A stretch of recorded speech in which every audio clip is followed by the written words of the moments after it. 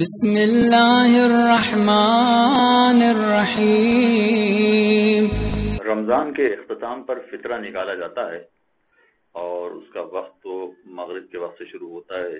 مغرب سے ذرا سا ایک لمحہ پہلے سے فطرے کے واجب ہونے کی شرائط شروع ہوتی ہیں، مگر اس وقت وہ گزارشات میں آپ کے سامنے پیش نہیں کرنا چاہتا، بلکہ جو فطرہ نکالنے کے اجناس ہیں اس کے بارے میں تھوڑی سی گفتگو کرنا چاہتا ہوں۔ عام طور پر پرانے علماء کا طریقہ کار یہ تھا کہ فطرے میں آپ جو کچھ بھی کھاتے پیتے ہیں، گندم، چاول اور اسی طرح کی دوسری چیزیں جو آپ کھانے پینے والی استعمال کرتے ہیں، اس کا فطرہ نکال دیں تو صحیح ہو جاتا ہے۔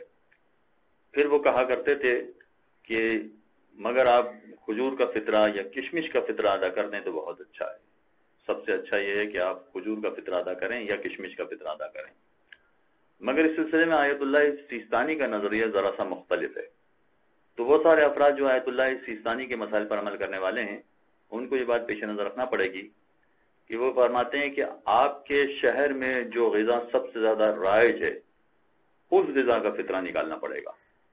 تو ہمارے جیسے ملکوں اور شہروں میں آٹا تو کھایا جاتا ہے بڑی مقدار میں، چاول بھی کھایا جاتا ہے اچھی خاصی مقدار میں رائج ہے، لیکن ہمارے جیسے ملکوں اور شہروں میں کھجور بطور غذا استعمال نہیں کی جاتی یا کشمش بطور غذا استعمال نہیں کی جاتی۔ تو وہ فرماتے ہیں کہ احتیاط واجب یہ ہے کہ آپ کے اپنے شہروں میں جو رائج غذا ہے اس کا فطرہ نکالا جائے۔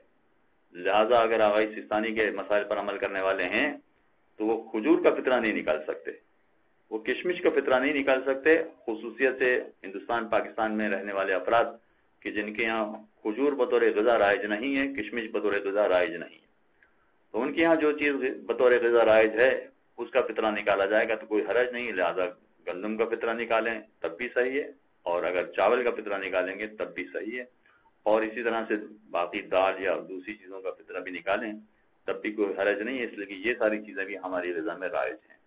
وصلی اللہ علی محمد۔ اللہم صل علی محمد وآل محمد۔